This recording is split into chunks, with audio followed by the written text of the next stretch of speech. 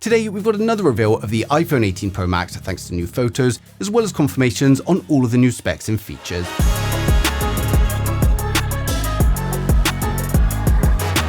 So first up, we've got the dynamic island, and we're now seeing even more evidence that it really is getting smaller this year. Now, leaked screen protectors for the iPhone 18 Pro and the Pro Max show a noticeably narrower cutout than the current models, and this lines up perfectly with all of the earlier reports. Now, the height appears to remain exactly the same, but the reduced width means a little bit more usable screen space and a cleaner overall look. And interestingly, we've also seen Apple's new Siri visualizations that take on the form of a circular orb rather than that longer animation. While Apple hasn't officially connected the two, it certainly feels like the software is being designed around a smaller dynamic island experience. Next up, we've had some photos surface online that supposedly revealed the iPhone 18 Pro color lineup, including the heavily rumored deep red or dark cherry finish, a lighter sky blue option, and even the return of a black model. Now, unfortunately, those images have since been confirmed to be AI generated rather than genuine leaks, but what's interesting is that the colors themselves still line up with what multiple sources have been reporting. So while the photos may have been fake, the actual color choices they're showing could still end up being surprisingly accurate, and the return of a proper black Pro model is going to make a lot of people happy. Now, next up, we've got some news from reliable leaker Ice Universe regarding the design. And a lot of people expected Apple to continue making their Pro Max thinner this year, but according to his latest information, that's not happening. Now, the iPhone 18 Pro Max is expected to remain at roughly 8.7mm thick, and this is essentially identical to its predecessor, and to be fair, that's probably the right decision. If Apple is using the space for a bigger battery and better cameras, I'd much rather have improved battery life than save half a millimeter of thickness. Now, speaking of batteries, Digital Chat Station reports that the eSIM-only version of the iPhone 18 Pro Max could see a capacity increase somewhere between 5,100 and 5,200 mAh, and on paper, that doesn't sound like a massive jump, but when you combine it with the efficiency gains from the new A20 Pro chipset, Apple's in-house modem technology, and further software optimization, it could translate into noticeably longer real-world battery life. Now, the cameras are also shaping up to be one of the biggest upgrades this year. Multiple reports now point towards Apple introducing a variable aperture system on the primary camera, and unlike traditional smartphone cameras, this would allow the lens to physically adjust how much light enters that camera sensor, so in darker environments it could open wider for improved low light performance, while in brighter conditions it could narrow down to improve sharpness, control exposure, and even provide more natural depth of field. Now, this upgrade looks even more likely now. Respected analyst Ming-Chi Kuo revealed that the new camera hardware is going to be costing Apple around 50% more than the previous system, which is a substantial increase, and it suggests that Apple sees this as a major feature rather than a small yearly improvement. Unfortunately though, all of these hardware upgrades could come with a downside. Between rising memory prices and increasingly expensive camera components, there are growing concerns that Apple may finally increase the pricing on the Pro models. And Tim Cook also recently acknowledged that rising memory costs are impacting products across the whole industry, and Mark Gurman has warned that price increases may be closer than many people think, and then the Wall Street Journal has even suggested that the iPhone 18 Pro could be starting as high as $1,399. Now, at this stage, that's still just speculation rather than confirmation, but it's definitely something worth keeping an eye on as we get closer to launch.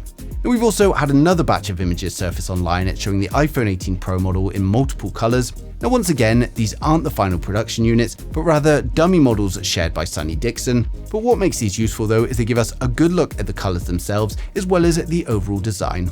They give us a much clearer idea of what the finished phones are actually going to look like, and of course I've used all the leaked information to create these renders here, including the ones in the hands, but as always, one thing that's difficult to predict is the exact color shades that Apple end up using. Even when the leaks are correct, we know roughly what color they're going to be, but we don't know the exact hue, so while these renders should be very, very close, the final colors won't be confirmed until Apple officially unveils the devices.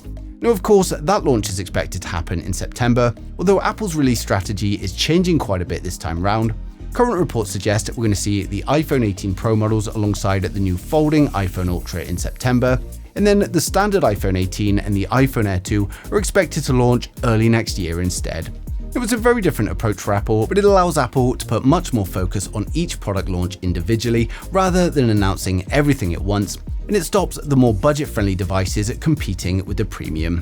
But of course, for those of you excited, we're now going to run through the full specs, design, and the expected pricing of each model to help you guys decide which one is right for you.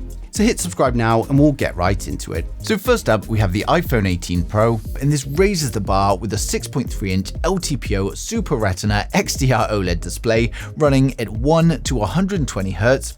It's going to remain at 2622 by 1206 resolution, but of course we get higher peak brightness, thinner bezels, and a smaller dynamic island.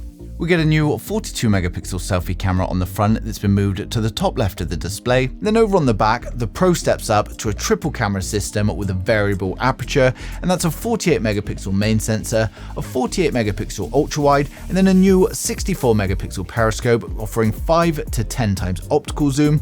And all three are rumored to use stacked sensors for faster readout and better color depth. It's powered by the A20 Pro chip, which is manufactured on a 2nm node, and it's coming with 12GB of RAM and up to 1TB of storage.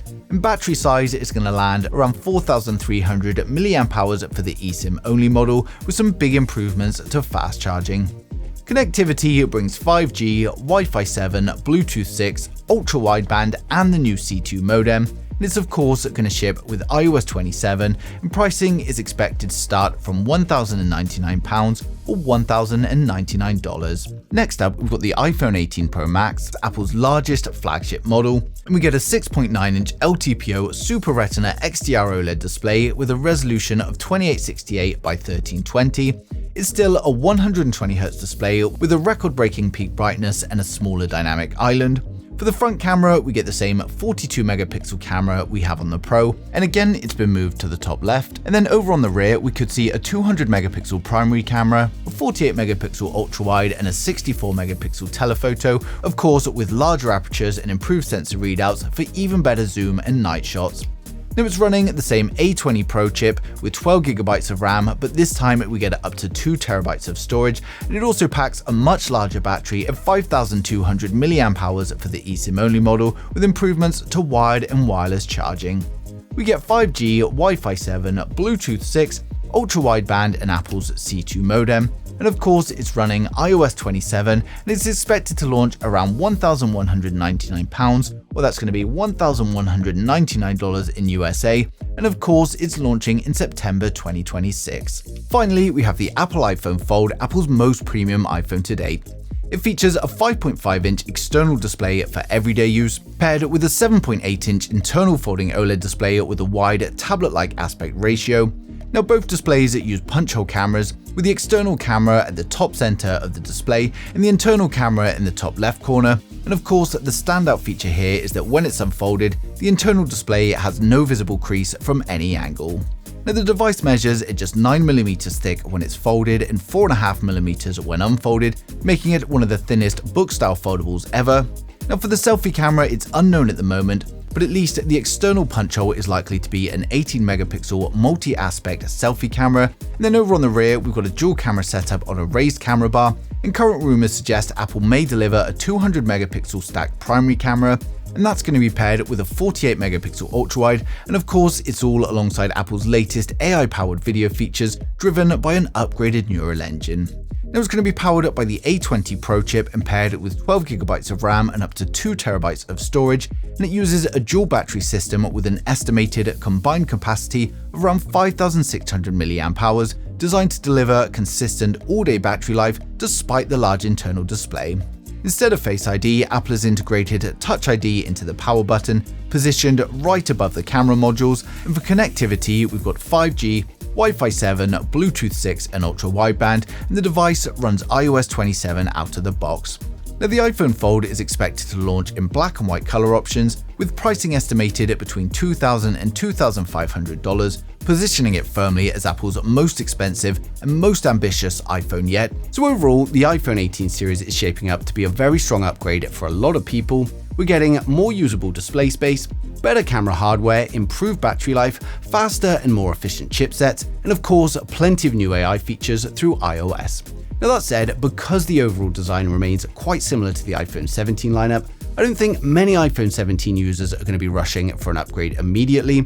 But for anyone else using an older iPhone, or maybe those looking to try their first iPhone, then it's definitely going to be a great choice. With launch only a few months away now, we're going to be getting more and more leaks as we approach September, and of course I'm going to be sharing them as soon as they come in, so make sure you subscribe so you don't miss a thing in the future.